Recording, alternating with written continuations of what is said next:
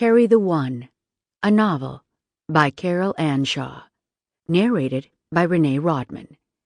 Copyright 2012 by Carol Anshaw. This unabridged audiobook is published by arrangement with Simon & Schuster, Incorporated, and was produced in the year 2012 by Tantor Media, Incorporated, which holds the copyright thereto. Oh, the night came undone like a party dress, and fell at her feet in a beautiful mess. Barroom Girls, Gillian Welch, David Rawlings. Hat Dance. So Carmen was married. Just. She sat under a huge butter moon on a windless night in the summer of 1983 at a table in front of the remains of some chicken cordon bleu. She looked toward the improvised dance floor where her very new husband was doing the Mexican hat dance with several other large men, 3 of them his brothers, other Sloanes. Matt was a plodding hat dancer. His kicks threw the others off the beat. In spite of this lack of aptitude, he was waving her over, beckoning her to join in. She waved back as though she thought he was just saying hi. She was hoping to set out this early phase of her marriage, the mortifying dances segment. Don't be discouraged. Everything will get better from here. This was Jean Arbuthnot, who sat next to Carmen, tapping the ash off her cigarette onto a rice pilaf. Jean and Alice, Carmen's sister, were among the artists who had taken over this old farm in the middle of Wisconsin. Jean played and recorded traditional folk music in a workshop on the edge of the property. Alice painted in a studio that occupied half the barn. "Bad dancer doesn't mean anything else, does it?" Carmen said. Matt was now doing a white guy boogie to a bad cover of Let's Get Physical, shooting his hands out in an incoherent semaphore.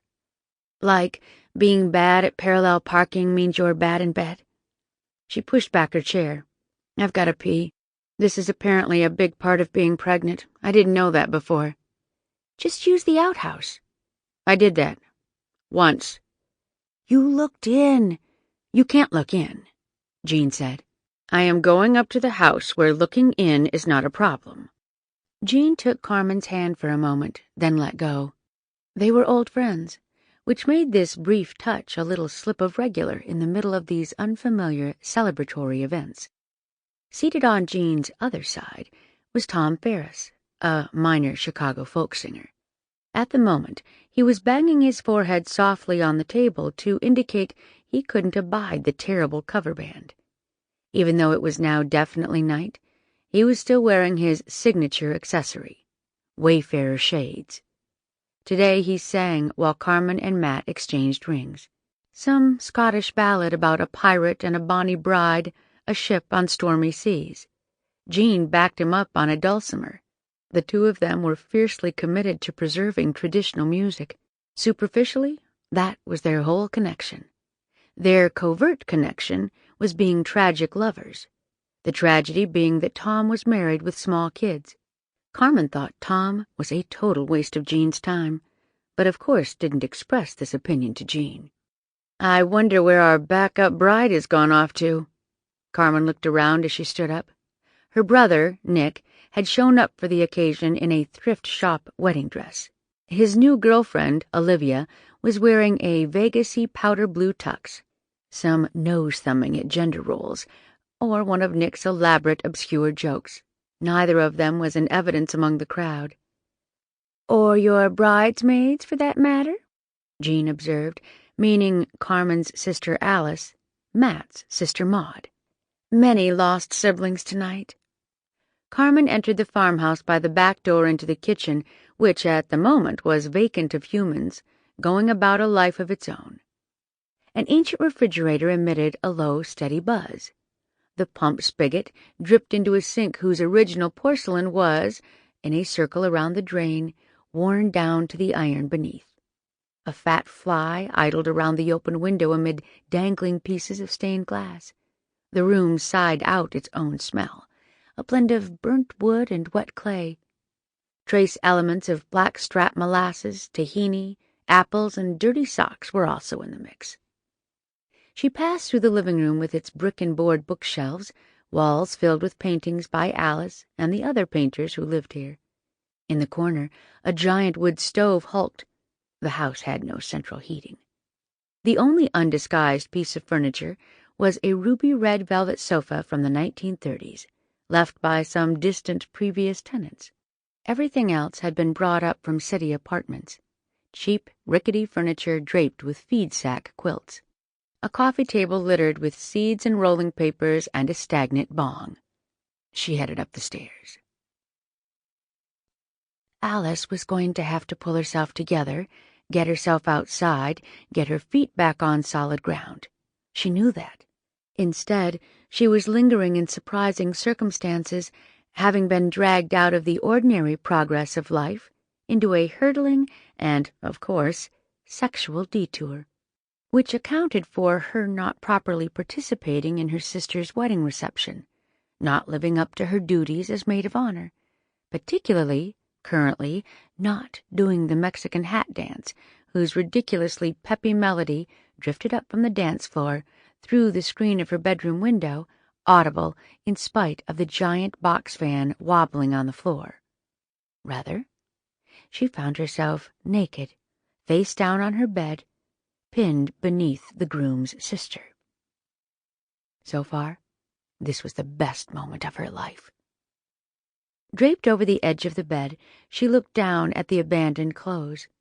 The parachute pants and slinky silk tops she and Maud bought together a couple of weeks ago, the day they met as bridesmaids, lay in a shimmering clutter on the plank floor.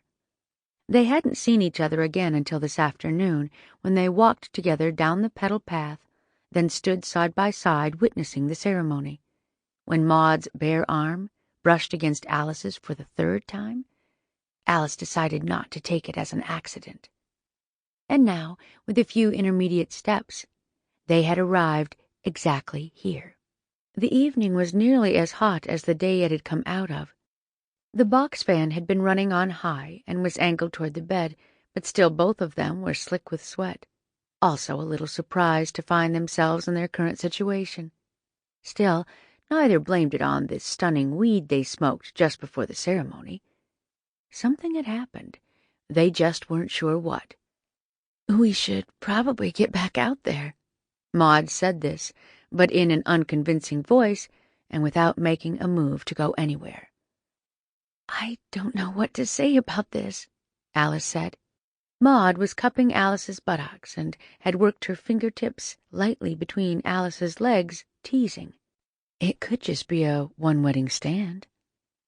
While the fingers slid in, then out, Alice asked, "Could you stay over tonight? I have a shoot tomorrow afternoon in the city." Maud was in nursing school, but was also a model for Fields. Carmen had shown Alice a brochure. In it, Maud's hair was puffed and sprayed into a housewife helmet. The problem, according to Carmen, was that Maud was too gorgeous for a department store. They had to suppress her wild looks, tamp her down to pleasant and purchase-inducing. Then they could prop her next to coffee makers and bathroom vanities in small print dresses, quilted robes. In this particular moment, Alice didn't think she could ever get enough of her. She lay very still, listening for rejection in Maud's excuse, but all she could hear were the soundless fingers. Then Maud said, "Maybe you could come back to the city with me, stay overnight?" And Alice flooded with a goofy euphoria. As they passed a cigarette back and forth while they shimmied back into their wedding gear, Alice was a slightly different person than she had been an hour earlier, more alive. Medical tests, she was sure, would show her pulse elevated, her blood thicker with platelets. "We could maybe get a ride with my brother and his girlfriend," Alice said. "I mean, I don't particularly want to spend the next 3 hours in your parents' back seat with the Blessed Virgin statue. When they came up the drive, I thought she was some elderly relative." They didn't like the outdoor wedding concept. They wanted it to seem more like a church. What can I say? They're religious maniacs. Above Alice and Maud, in the attic of the farmhouse, far enough up and away that the music and crowd noise outside was filtered through several parts rural nighttime, Alice and Carmen's brother, Nick, stretched luxuriantly, aroused for a moment by the slippery sensation of satin between his legs. He felt sexy in his gown, sexy and majestic. His arms, in the low light from a single bulb hanging within a Japanese paper shade, looked black. He had been working construction all summer. Everything about him was either tanned or bleached white. "I'm glad you found your way up here into our small parallel universe," he said, "to pay respect to the Shadow Bride." "And his groom," Olivia said, tugging her lavender cummerbund down. Their audience, temporary acquaintances, teenage cousins from the groom's side, nodded.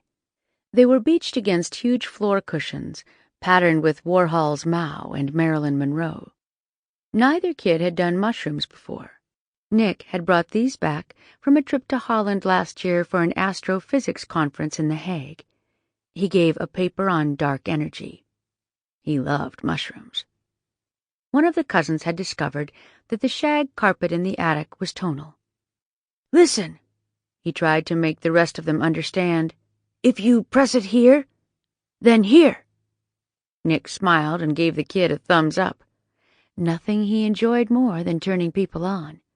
He'd skipped about half the grades along his academic way, and so, although only 19, he was now a graduate student at the University of Chicago studying astronomy. On his nights off, he explored, through doors opened by hallucinogens and opiates, an inner universe. On drugs, he experienced no anxiety in the company of other humans, and did great with women. Olivia was new. At the moment, she was curled against him like a cat. They had only been seeing each other a few weeks. He had met her at a party. She was a mail lady. It was a job she said she could do better if she was high. Until Nick met her, he hadn't thought of mail carriers going around stoned, but now he wondered if they all did. He could imagine them sorting so carefully, this letter here, that bill exactly there, then walking their routes with deliberation attuned to everything, the subtly changing colors of the leaves, the light rustle of the wind. Olivia grew up in Wisconsin. "I know this stretch of road like the back of my hand," she told him on the way up. So she drove while he just stared out at the wide fields edging the road, high with corn, low with soybeans. The sun-bleached sky, the tape deck whining out Willie Nelson, a hash pipe passing back and forth between them, Angel flying too close to the ground.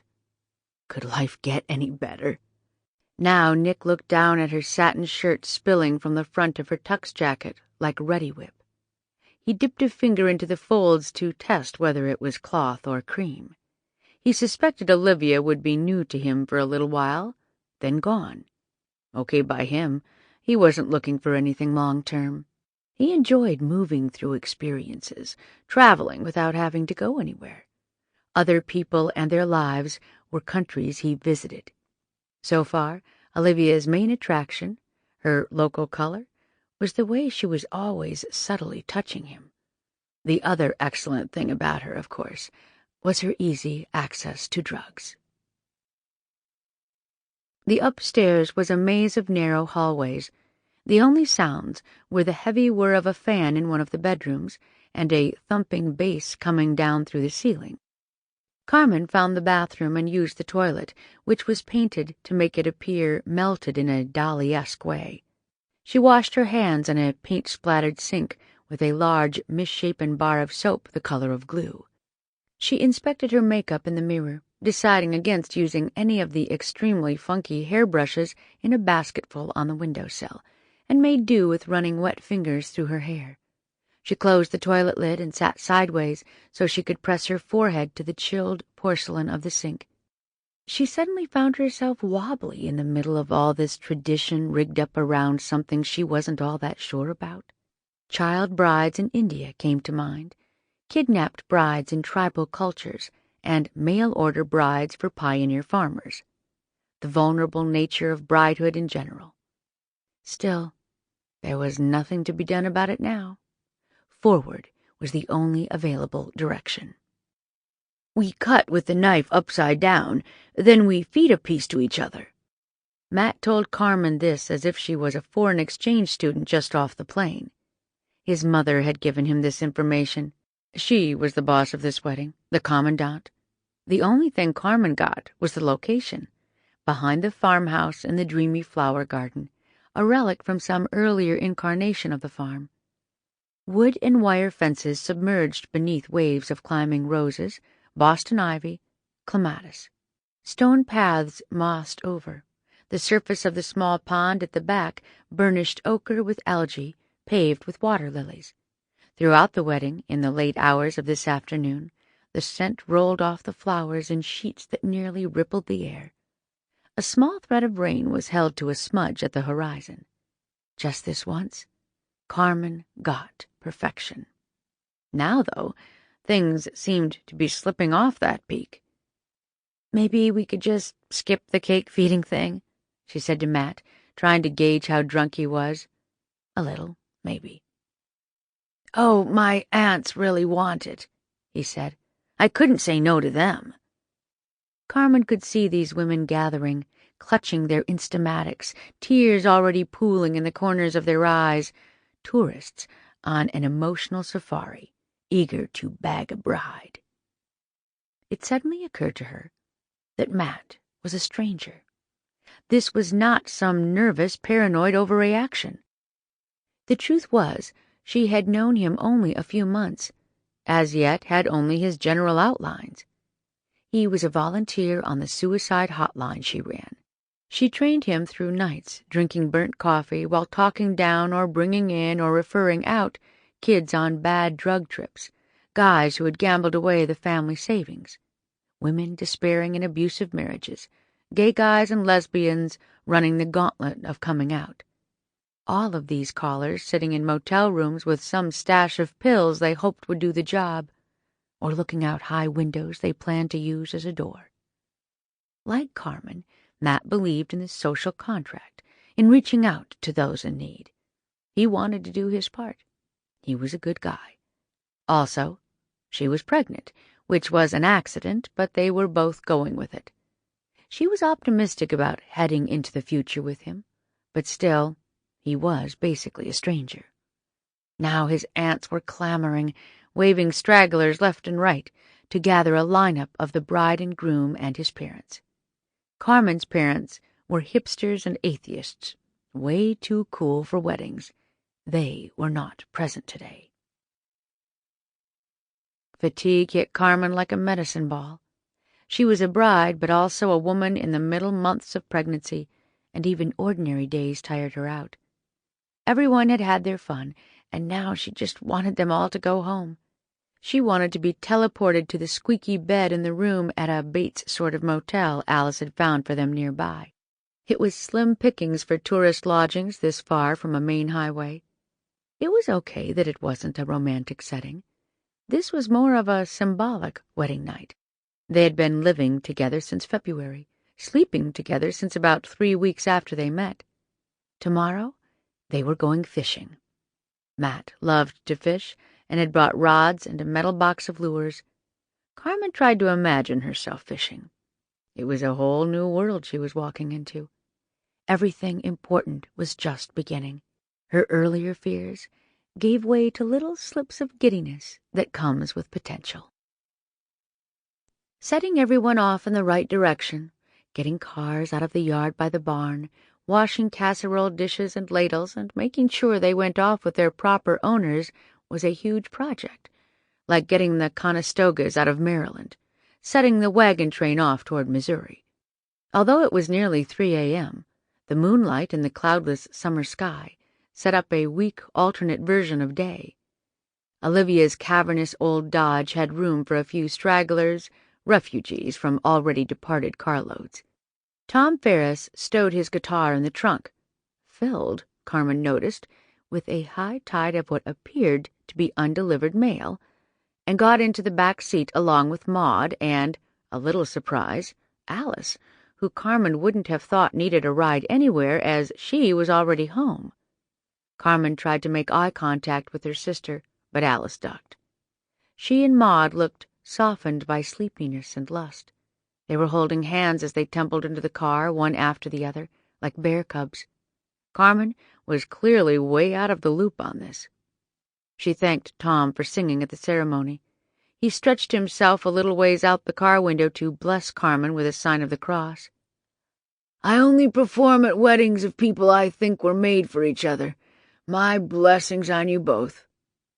Almost everything Tom said came off as pompous. She walked around to see how her brother was doing, still pie-eyed on something. He had twisted himself so the back of his head rested on the frame of the open passenger window. The sky was alive with stars, and he was lost in them, like when he was a kid. Carmen pinched his ear, but he didn't so much as blink. She couldn't get a read on Olivia, who was starting up the engine, which faltered a couple of times before kicking in and required a bit of accelerator tapping to keep it going. "You okay?" Carmen asked her, peering past her brother so she could get a better look. "Oh, yes," Olivia said brightly, maybe a little too brightly, but then Carmen didn't know her well enough to know how she usually was at 3 in the morning. "Everything's copacetic." She flipped Carmen a little salute of confidence and shifted into drive. Carmen watched them weave down the long dirt road that led to the highway. They were the last of the guests to go.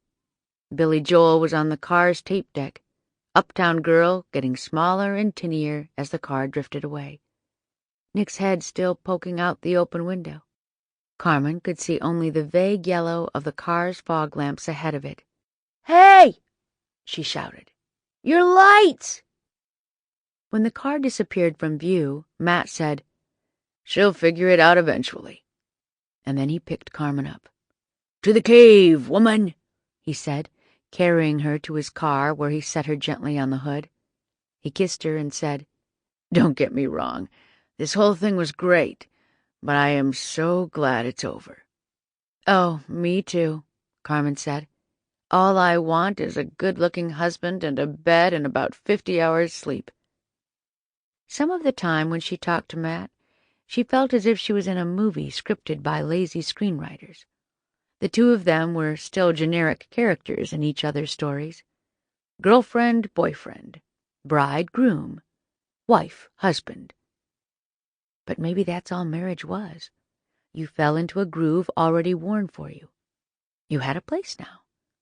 The music had stopped, and you'd gotten a chair. By the time the car reached the end of the dirt road, everyone had grown quiet. Alice looked down at her fellow passengers. Maud was sleepy against her, within the circle of her arm.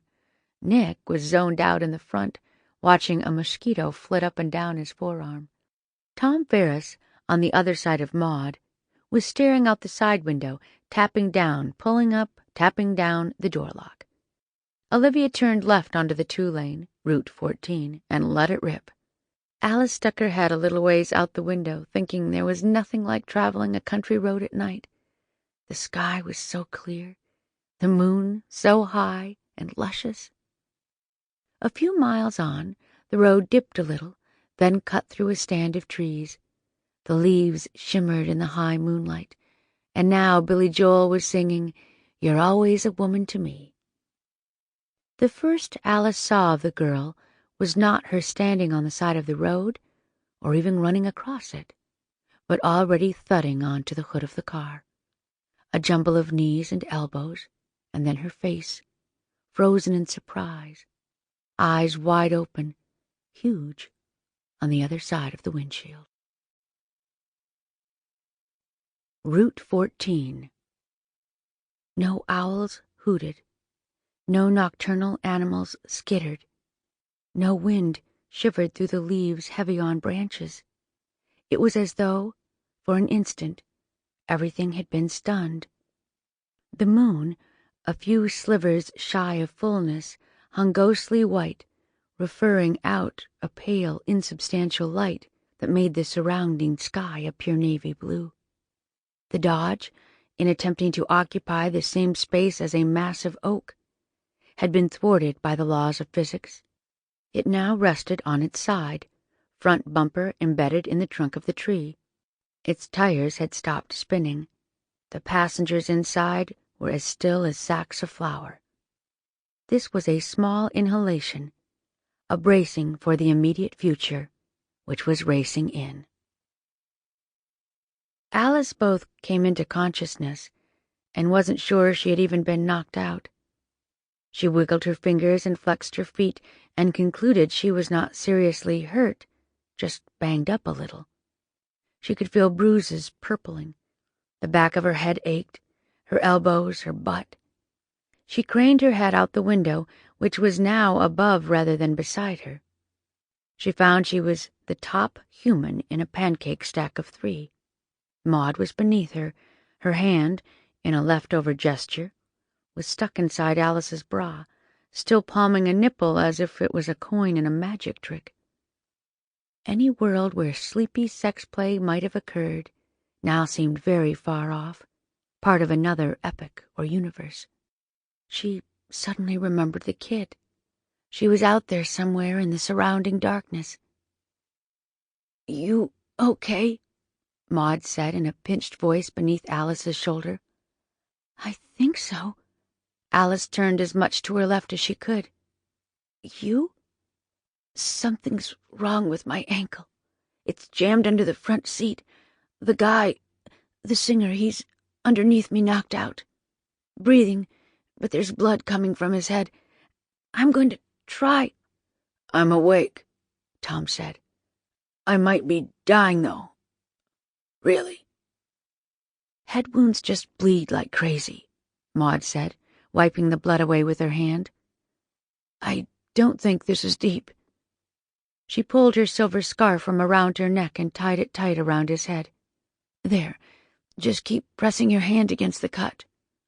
Alice said, "The big problem is there's a kid, a girl, I think. We hit her. She's outside somewhere." Then to Maud, "I know this isn't great, but I'm going to have to step on you a little to pull myself through the window." "It's okay," Maud said, but groaned as Alice stood on her arm. Once she hoisted herself out, Alice reached in and slipped her hands under Maud's arms, pulling her to where she could boost herself up the rest of the way. In the front seat, the satin and polyester of Nick's and Olivia's costumes shushed against each other. Alice looked inside and tried to rally them. "What about you guys? Can you get yourselves out? There's a little kid out here somewhere." "I didn't see her, and then she was just hitting the car. I thought maybe she was an angel." Olivia's voice was coy and whispery, like Marilyn Monroe's. Given the circumstances, this voice was extremely annoying. Nick turned from where he had settled, nearly behind the steering wheel, crushing Olivia, and looked up at Alice, smiling sheepishly, reaching a hand up toward her in a sort of semi-wave. She saw he was trying to approximate sociability, as though that was what was being asked of him. "They're useless." Alice turned to tell Maud, then looked at Maud's ankle, which was only minorly cut, but quite swollen. "Can you walk on that?" Maud took a few test steps, inhaling sharply with each one, but said, "Let's go. Let's find her." This wasn't difficult. The girl lay maybe 30 feet behind the car, in the ditch that bordered the gravel shoulder of the road. She looked to be about 9 or 10, although she had the adult features of kids from rougher places. She was quite beautiful, with a mop of hair bleached white by half a summer, green eyes staring at absolutely nothing. She was wearing denim cutoffs and a plain madras shirt, a crosshatch of pinks and greens, Indian moccasins patterned with colored beads. Her clothes were blackened by the earth she had fallen onto, skidded through. There was very little blood, just scrapes here and there. She could be napping but for the position of her body, which looked something like an extremely advanced yoga pose, limbs bent in unlikely ways. Also, beneath the skin of her forearm, a bone poked out midway between her elbow and her wrist. When she noticed this, Alice turned aside quickly to throw up. Maud knelt and pressed her ear to the girl's chest. She listened for a heartbeat, held her fingers to the girl's neck. "I don't know," she said to Alice, who was still doubled over. Sample complete. Ready to continue?